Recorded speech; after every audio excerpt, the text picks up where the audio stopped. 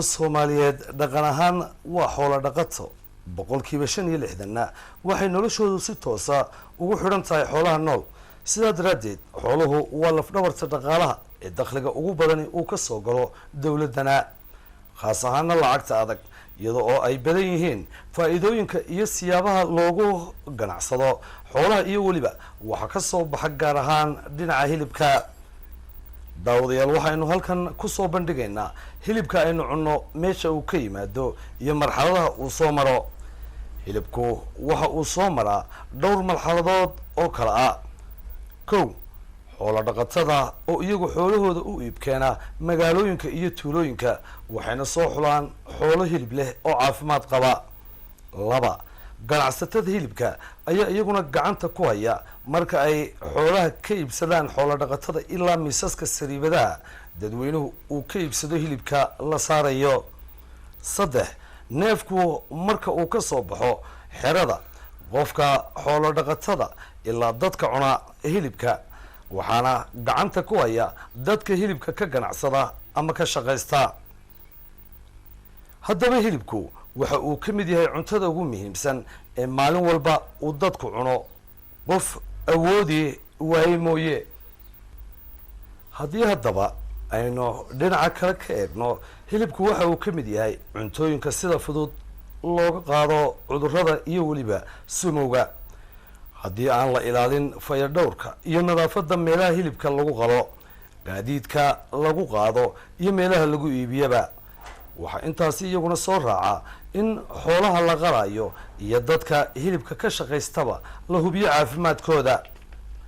markii haddaba la ogaaday halista uu hilibka aan nadiifta ahayn ee ay la falgalaan jeermisyada kala duwan ee cudur dhaliyayaasha ahi halistana ku ah caafimaadka bulshadu waxay culimada ku xil dheer caafimaadka dadka iyo xooluhu dejiyeen shuruuc u gaara fayadhowrka cuntada iyo hilibka si loo ilaaliyo caafimaadka guud ee bulshada caalamka waxa kale oo ay sameeyeen naqshado caalami ah oo ah habka loo dhiso kawaanada iyo sariibadaha hilibka lagu iibiyo oo iyagu caalami ah iyo shuruucda nadaafadda kawaanada sariibadaha iyo weliba daryeelka caafimaadka shaqaalaha hilibleyda ah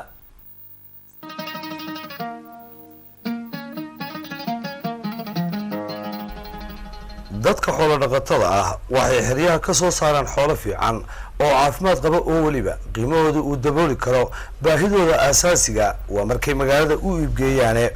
xoolo dhaqatadu waxa ay iib keenaan 3 nooc oo xoolo ah kuwaasoo kala dhaqmaatin ahmin iyo xoolo daabax ah waxaanu haddaba halkan daawade kugu soo bandhigaynaa hilibka gobolada Soomaaliland lagu cuno inta uu dhowrsoon yahay kadibna waxaynu eegi doonaa bilow ilaa dhammaad silsilada hilibka uu maro xoolaha la lugeysiiyo ayaynu marka hore ku eegaynaa xoolaha la lugeysiiyo waxay u badan yihiin ishinka sida geela iyo looda xoolahaasi waxa ay lugayaan masaafad dheer oo maalintii oo dhan socod ayay ku jiraan lamana nasiyo ilaa dadka wada uu nasasho u baahdo intaa waxa u sii dheer dhangadayn ama garaaca aan loo naxayn cunno iyo biyo la-aan iyo weliba mililka dhangada oo hilibka iyo hargahaba ka dhiga darajada labaad saddexaad ama mid ka hooseeyaba xoolaha gaadiidka la saaro gaadiidka xoolaha lagu raro oo marka horeba aan ahayn gaadiid loogu talagalay xoolaha ayaa haddana inta dad iyo alaabo kale la saaro ay xoolaha meel yar oo cidhiidhi ah ku raraan ama inta raar loo sameeyo ayaa khanka sare iyo ka hooseba lagu raraa xoolaha lama eego mudda ee badanaa inta ay qaado sagxadda baabuurku in ka badan ayaa la saaraa sagxadda oo bir ah oo qoobka neefka ka siibta ayaa haddana gooladaha iyo biriigga baabuurku isku wada dulridaa xoolaha inta baallaa xigtaa waxay si laxaad leh ugu dhacaan jambiyada oo iyagu bira ah ama boolal ay ka soo taagan yihiin intaa waxaa u dheer siigada baabuurtu kiciso oo xoolaha u soo gasha iyo digadii iyo weliba kaadidii oo ay ku galgashaan xoolihii oo wada damqanaya oo siigo dhiriiqdii iyo kaadidii oo dhogolta ka bedeshay ayaa saylada la soo gaarsiiyaa marka saylada lagu iibsado waxaa la geeyaa xeryo u dhow xero dhiigta waxayna u badan tahay in aan biyo la siin iyo calaf kale toona. xoolaha lagu qalo kawaanada ee loogu talagalay dadweynuhu in ay cunaan waxaa habboon in la baadho caafimaadkooda inta ay nool yihiin oo laga saaro wixii buka iyo weliba kuwa aan ku habboonayn qalliinka oo ah kuwa nabarra qaba, daalan ama gaajaysan ama haraadanba. waxa kale oo loo baahan yahay in la baadho hilibka iyo uurku jirta marka xoolaha la qalo, taas oo ah ta looga dan leeyahay in dadweynuhu iibsado hilib nadiif ah oo dhadhan iyo tayo sare leh. hase yeeshee burburkii dowladdii hore kadib waxaa meesha ka baxay sharcigii dhakhaatiirtii iyo kalkaalayaashii caafimaadka xoolaha ee iyagu dabooli lahaa baahida hilib baadhista ee kawaanada dalka. waxaase la filayaa in sanadaha soo socda laga bixi doono baahidaasi oo ay dabooli doonaan kalkaalayaasha caafimaadka xoolaha ee iyagu ku takhasusay fayadhowrka hilibka ee ka soo baxaya macadka caafimaadka xoolaha ee sheekh.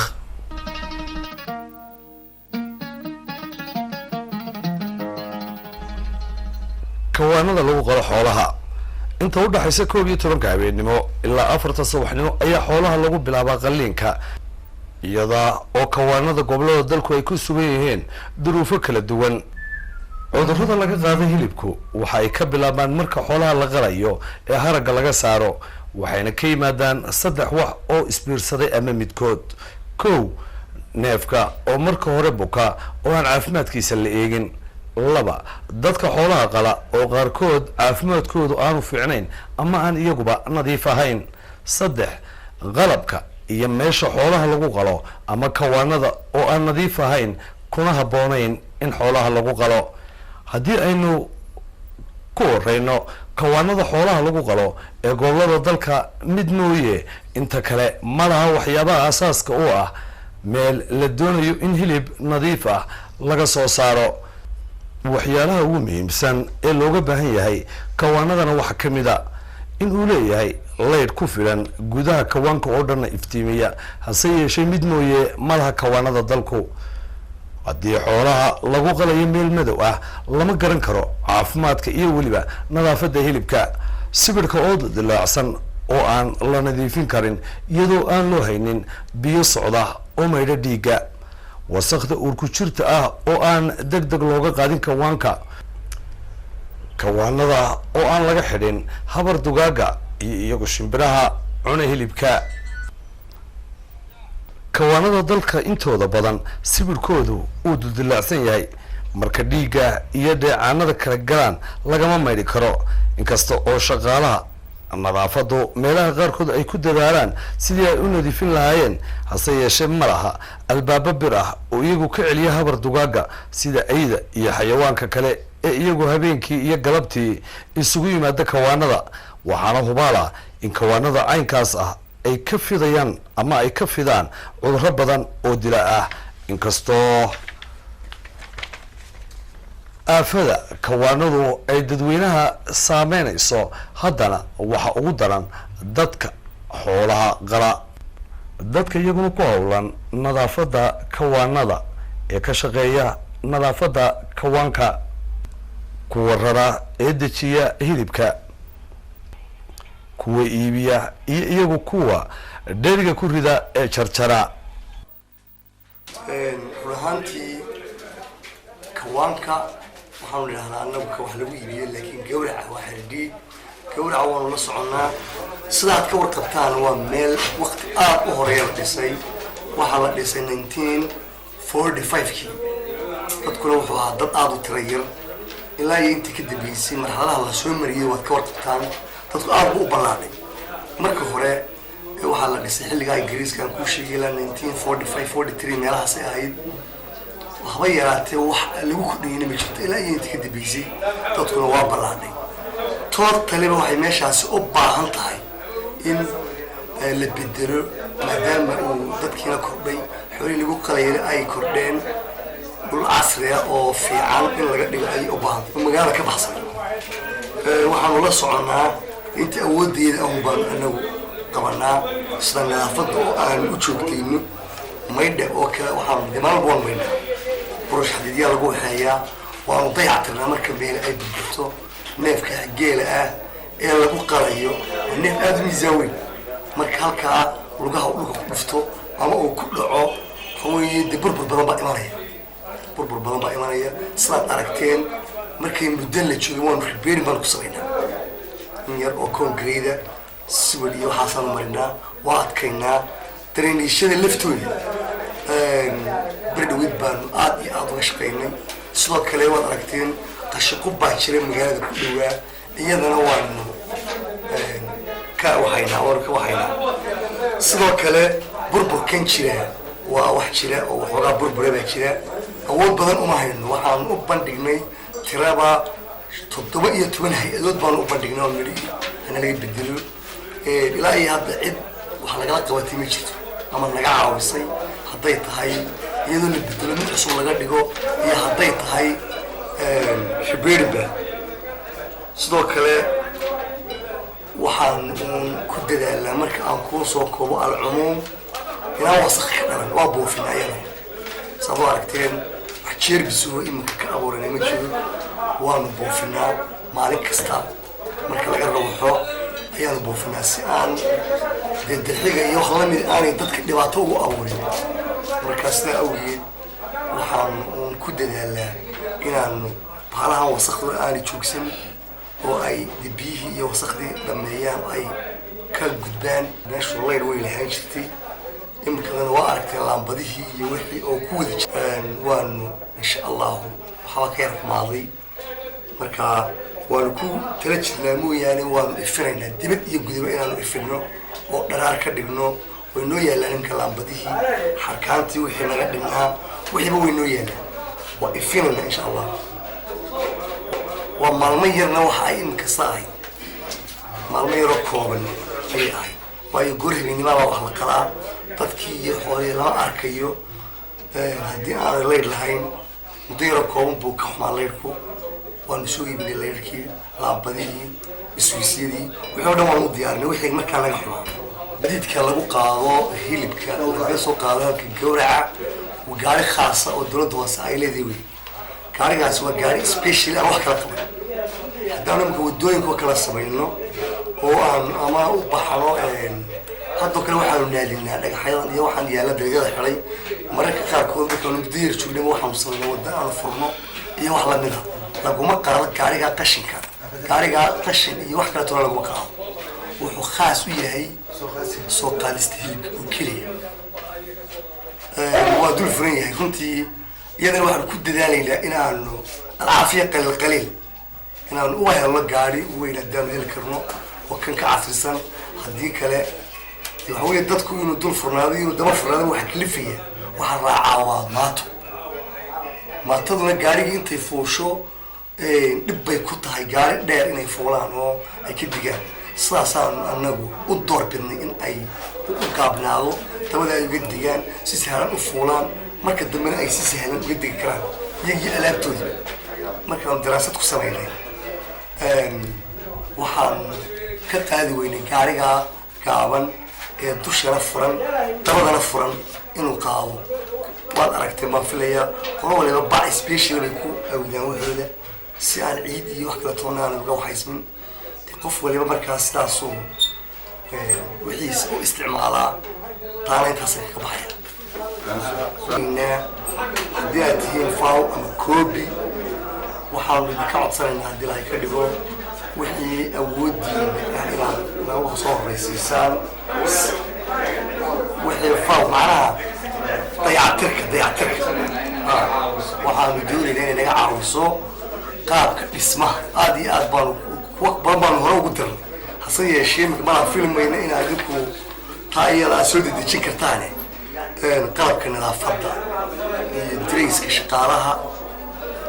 intaasuu maanu kolley doonayna imika inay noo soo dedejistaan haddii lahay ka dhigo dee wabillahi tawfiiq aadna waa mahadsantii dhammaantiin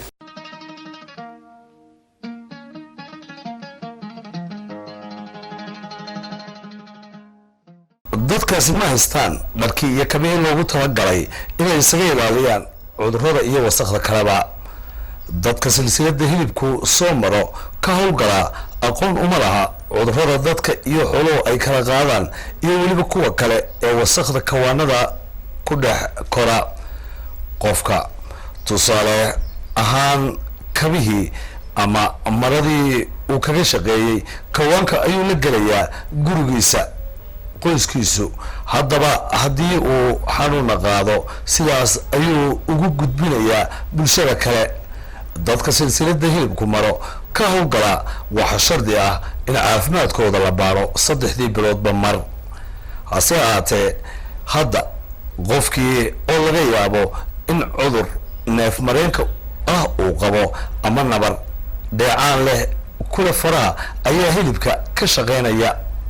gaadiidka hilibka lagaga qaado kawaanka ee lagu geeyo sariibadaha ama maskaradaha ayaa loo baahan yahay inuu ahaado mid nadiif ah oo daboolan oo aanay geli karin siigo, duqsi ama wasakh kale oo dusha kaga dhacda. hase yeeshee kawaanada dalka waxaa gaadiid u ah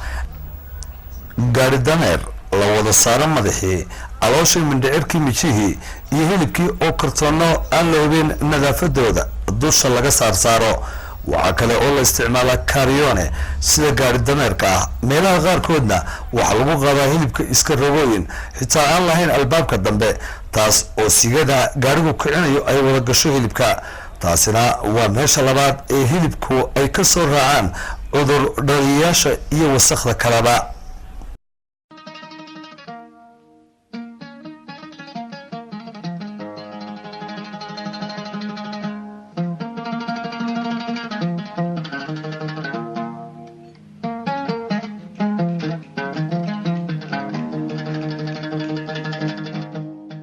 dhinaca saliibadaha,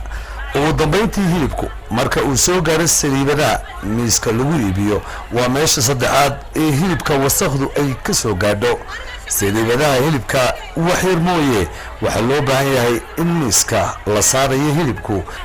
lagu sameeyo sagxad siman oo la maydhi karo sida marmarka ama bir aan daxalaysan. hase yeeshee inta badan saliibadaha magaalooyinka dalkeennu waa loox ama waa sibidh godad leh oo aan sinnayn. taasina waxay keenaysaa in aan la maydhi karin. qofka hilibka iibinaya ma sito dharkii iyo kabihii ka ilaalin lahaa khatarta. saliibadaha wax markiiba hilibka qabsada duqsi, dooriyaan ama wixii la mid ah. waxaa intaa u dheer in dadka hilibka iibsanaya ay iyaguna kolba mid taabtaan oo rogrogaan oo ka tagaan. waxaa laga yaabaa in cadkiiba ay 10 qof taabtaan oo ka tagaan, qofka 11aadna uu iibsado. hilibka intaas oo qof ay faraha ku taabteen marka horena intaasoo marxaladood oo nadaafad darro ah soo maray, waxaa ogaal ah in qofka jarjaraya ee dheriga ku ridaya iyo weliba dadka cunaya ay halis dhammaantood ku jiraan.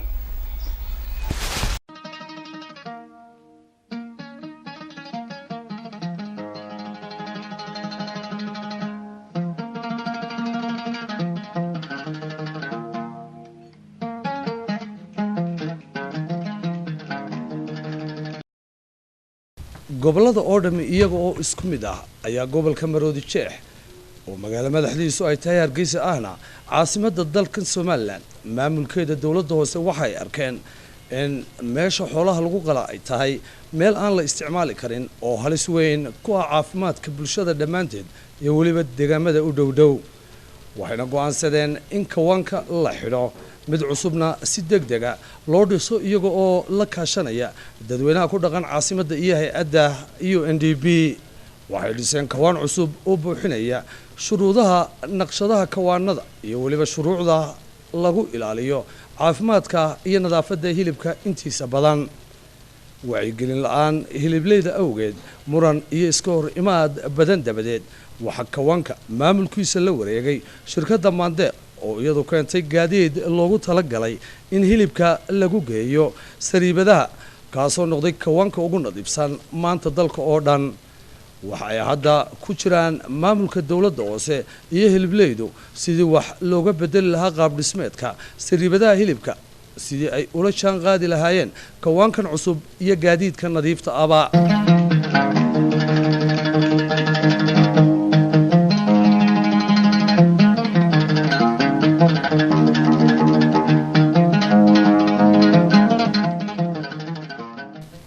daradii markii la ogaaday daraasadna lagu sameeyey dhibaatooyinka ka jira kawaanada iyo fayadhowrka hilibka ee magaalooyinka waaweyn ee dalka waxay hay-adda FAO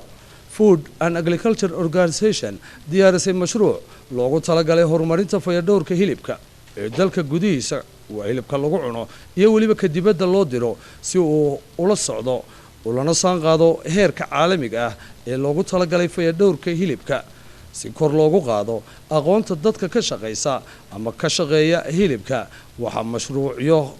tababaro ah loo fidiyey ama waxa mashaariic tababaro ah loo fidiyey dad tiradoodu ay dhan tahay 850 qof oo isugu jira hiliblayda gobolada tababarada kadib markii qiimeyn lagu sameeyey sariibadaha hilibka loo iibgeeyo ama lagu iibiyo waxa soo baxay in hiliblaydu si fiican ay uga faa'iideysteen tababaradaasi isla markaana ay ku sameeyeen isbedel meelihii ay hilibka ku iibinayeen tababarada dabadeed waxaa hay-adda FAO ama Food and Agriculture Organization ay ugu deeqday hiliblayda gobolada dalka oo dhan dharkii kabihii koofiyadihii ay xidhan lahaayeen iyo weliba qalab kale oo ay ka mid yihiin mindiyo kala duwan iyo kaariyoonayaal dhammaanna shaqaalaha ka shaqeeya hilibka deeqdan waxaa loogu horreysiiyey caasimadda dalka ee Hargeysa oo iyada ay ka howlgaleen xubnaha ururka hiliblayda ee nafaqo maandeeq iyo shaqaale ka tirsan dawladda hoose ee caasimaddu runtii farxad weyn bay ii tahay maanta in aynu halkan ku kulanno innagoo xeradhiigtii hore aynu ka soo guurnayna garanaya tan maanta aynu xafladda ku qabsanayno sidaa u fadhino nadiiftaana qof kastaba isku kombeer garayn karaan ba isbarbardhigi karaa horta farxad weyn bay ii tahay aniga maanta ta kale dadka waxaan kula kaftamaa hiliblayaasha mar baanu ugu colsanayn iminkana dadka aan ugu saaxiibkanay bay yihiin marka aad iyo aad waxaan ugu faraxsanay xidhiirka inoo bilaabmay ee fiican ee idinkuna naga kasbateen annaguna aanu ku dadaalayno in bil kasta iyo sanad kastaba hiliblayaasha ganacsatada ay noqotay lafdhabarka weyn ee dawladda hoose ku xidhan meeshan iminka aynu joognana aynu sii ambaqaadi doonno sidaynu u sii dhisi lahayn waxyaabaha loo baahay oo dhan sida dayrka oo kale meelaha dharkiina laydinku maydhi doono iminka dhaqso loo samayn doono iyo laydinku kaawadeyn doono dharka meelaha dariiqyada lagu soo mari kara ee nadaafadda la xidhiidha dayr weyn oo lagu wareejin doono waxaasoo dhan runtii waxa ay ku imanayaan nidaamka ay u hoggaansanaateen ee iminka idinkuna ka faa'iideen annaguna aanu ka faa'iidnay waana waxa yar ee aad bixisaan ayuun baynu waxaasoo dhan iyo nadaafadda iyo inaan meeshana ku horumarino aan maxayday ugu talagalay waana ku mahadsantiin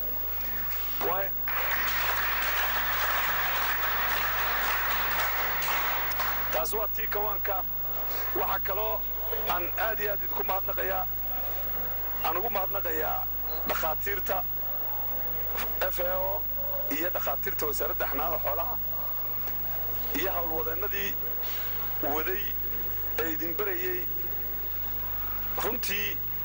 sida maxayday fiican ee hayjiinta hilibka yacni nadaafadda hilibka iyo qalliinka taasoo ah xirfad fiican u yeelateen hay-adda FAO inagu guddoonsiisay qalabkan lagu qalayo xoolaha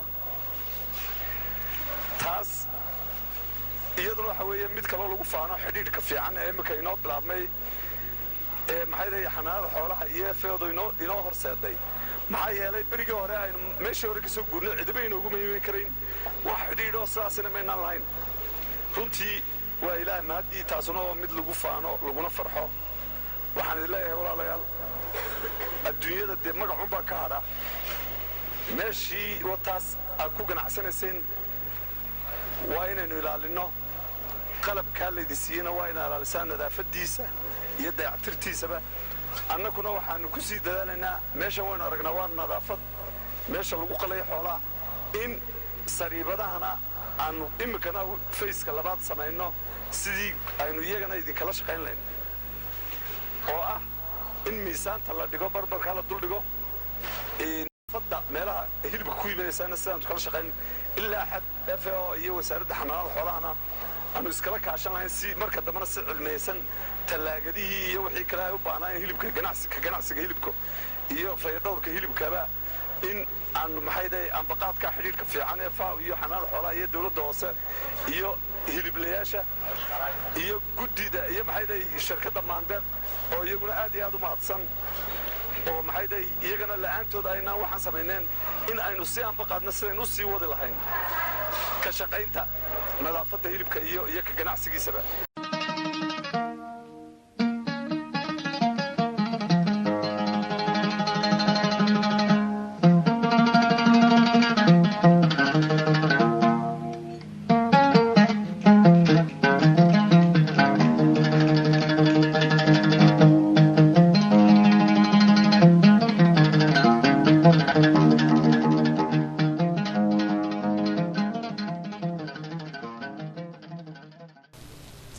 kawaanada dalkeenna waxaa ka jira dhibaatooyin laxaad leh oo ay ka mid yihiin kow kawaanada oo ah qaar wakhti hore la dhisay haddana noqday magaalooyinka dhexdoodii waxaa loo baahan yahay in laga dhiso meelo ka baxsan magaalooyinka kawaanadu ma laha leydh iyo biyo socda ma laha gaadiid qashinka lagaga qaado sidaa daraaddeed ma noqon karaan kawaano uu ka soo baxayo hilib fayadhowrkiisa iyo tayadiisuba ay wanaagsan tahay ma laha dayr iyo albaabo bir ah iyo waliba saqaf sare oo ka celiya dugaagga ahaadda iyo shimbiraha ma jiro gaadiid ama weel u gaara hilibka oo lagaga qaado kawaanada oo lagu geeyo sariibadaha hilibka lagu iibinayo sariibadaha hilibku uma habaysna nadaafadda iyo fayadhowrka hilibka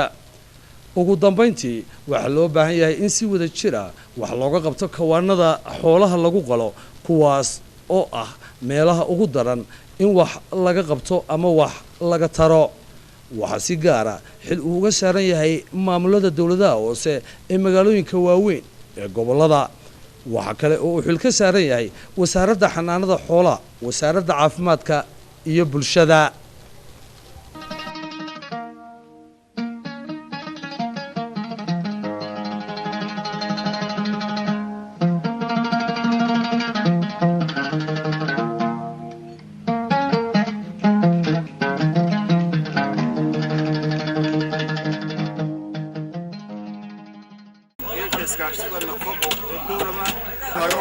meeshaan joogno aan meesha xoolaha lagu qalayay waxay u baahan tahay biyo markaa biyihii waanu soo gelinay laakiin ma lahin meel waashmaanada laga ilaaliyo markaa maalintaan samaynaba markii loo ashkito wala jebiyaa waxa jebiyey ciyaal iyo dad baa jebiyey kadib markaa waxaan ka wada hadlay dawladda hoose waxay iminka noo ballan qaadeen inay dhisayaan jiinkad maxaan ku dhahaa maqsida oo markaa maxaan ku dhahaa waashmaanka loogu talagalay inuu galo si uu ilaaliyo markaa qasabadaha biyaha meesha la soo geliyey meesha iminkaan taagnay inuu ka nimidna waxay meesha xoolahan ku qalaa ishinka weliba markaa aad bay u wasaqaysantay markaa waxaanu samaynay inaanu ka dayno oonu meesha kala fridno kadibna meelaha jawaxi talifigaan buuxoon samayno intaa la samaynaan ku qala dibadda markaa iminkaan taaganay xoolahaasoo maanta ishinku aynu gaarayaan ilaa 27 ayaanu ku qalaa xagga shishe iminkaan ku tusi doono waxa lagu qalaa arigu markaa wuxuu gaaraa ilaa 200-300 inta u dhaxaysa inkastoo iminka xoolawaadtaan gelinkan maxaan ku dhahaa xoolo ugu yaraadeen markaa baahiyadu aad u ballaadhanta waxaanu rabnay xitaa meesha laftiiyaga in lanoo ballaadhiyo oo maxaan ku dhahaa si ay meeshan u qaado xoolaha intan qabyadaa lagu daro oo markaa maxaan ku dhahaa noo sameeyo waayo weli waxaan ku tala jirnaa iminka anagu inaanu ka codsano hay-adaha iyo dawladduba inay noo sameeyaan meel nagu filan waayo wadankaysa meesha nadaafadeedii ma fiicna midda kale way yar tahay oo maxaan ku dhahdaa ma kaadayso xoolayaanu ku talagalnay inaan ku qallo sidaa darteed waxaan doonaynaa in hay-adaha iyo dawladdu ay naga caawiyaan meel wanaagsan oo casri ah oo maxaan ku dhahdaa ay noogu aan ku qallo xoolaha si ay dee maxaan ku dhahaa waasax u noqoto oo ay noqoto meel biyale waashmaan leh aqalla leh walax sabab ma shaqeynay waa deed dusha ka wareegsan oo laakiin wax kale oo meesha yaala ma jirto oo ama cid ay gasho ama maqabra wax la isaga bedelo ama maxaan ku dhahday wax qabay aba yaraatay ma jiraan marka waxaan doonaynaa in ay hay'adaha iyo dawladooda nagu caawiyaan in meel wanaagsan oo macquul ah oo nadaafadeedu heer sare tahay la noo dhiso magacayga xasna ka yac walaalay waxa weeye anagu halkan ku qalaaxo waxaan nahay dad yacni nadaafadooda abarkaysa sidaan nahay dad daciif aan nahay dad iska taag daran baan nahay dad aan caawimo haysan baan nahay waxa weeyaan مثلا عريا ده حوار فربنا ما بريه ولا لو قديش لين كسوي صاير عطوا طعمه فراغ لوكا كده صوم كرنيس ما كان وحويان ما فاهم قلبه يعني هاي كل بصير على المحل هتروح لو قصوا صار هذيك لا انت ما نقول والله انا بدي انا عاوزين بدي طبعا احنا قلت طبعا والله يعني نمشي ضعيف اسكتها ما كان واحد مو بحنا عاومه ليش ولا ما جاتي انا ربنا نذافته وكلها ما كشحيسه يا waxa weeyaan waa arkaysaa meesha sidayta anagu taag baan u weli biyo ma haysano maxaa lidhaahdaa oo biyaha yaraatay malaha maxaa shaqo malaha oo waayo daydkeedu meel ma waa meel gaaban oo carruur ka soo dhici karaan marka waxa weeyaan in meesha la noo dhiso oo kor la noogu qaado oo meesheeda la noo hagaajiyo oo nadaafadeeda laga shaqeeyo biyo la noo gido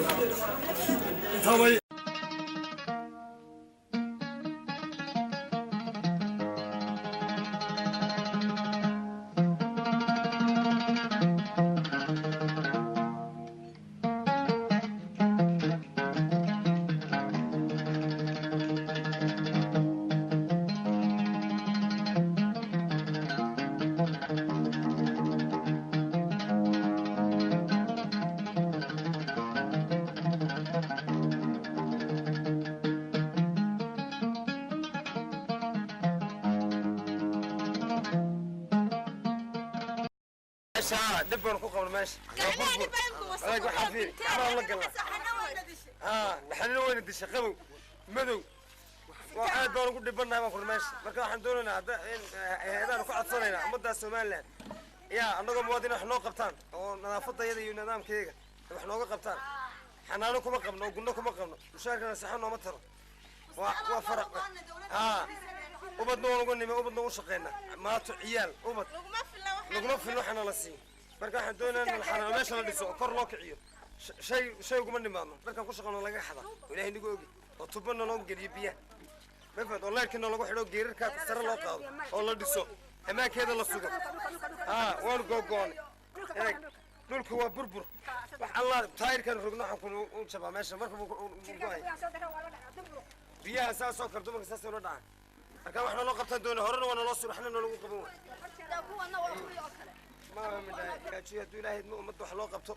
شعبك نظافة يدا ديال السوق هدو إلهي دمو وحنانا يدا إيو عافمات كيغا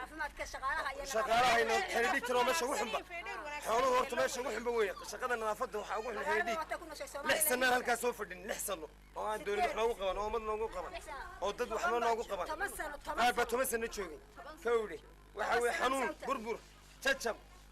كل سنة كشقي وكوب كودا وكوب بلنبلا وكوب شباب إلهي يقول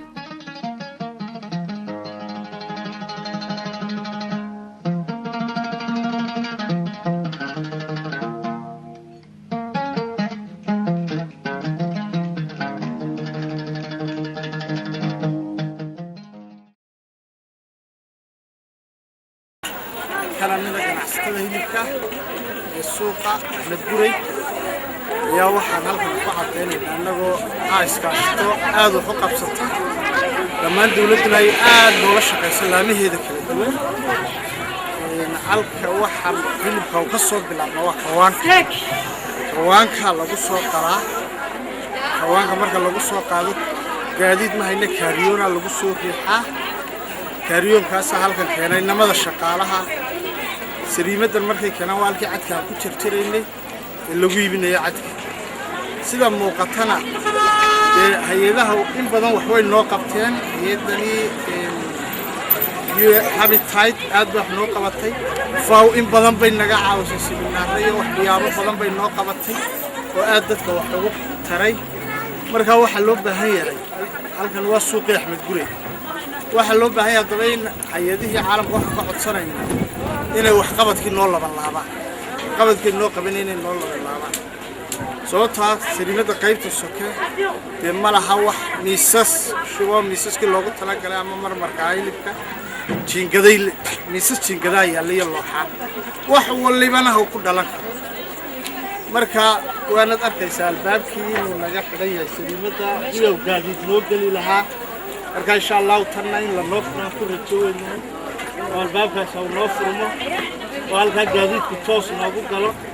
marka waxa weyn ayadahan waxaanu ka codsanaynaa hay'adani fawsay wax noogu qaban jirtay dadaalkeedii inay noo laban laabto oo noo samayso miisaskii oo noo samayso wax qabadkii dhanaan doona intaaba waxaanu kaga faa'iideysanay siminaarada noo qabatay siminaarada noo qabatay waanu ka faa'iideysanay waana soo aragtay miisas annagu waanu isxilqaanay oo dadku inta isxilqaamin ay marmar raqtul dhigteen marka insha allah waxaan rajaynaynaa intaa in fawhay noo labin laabi doonto miisaska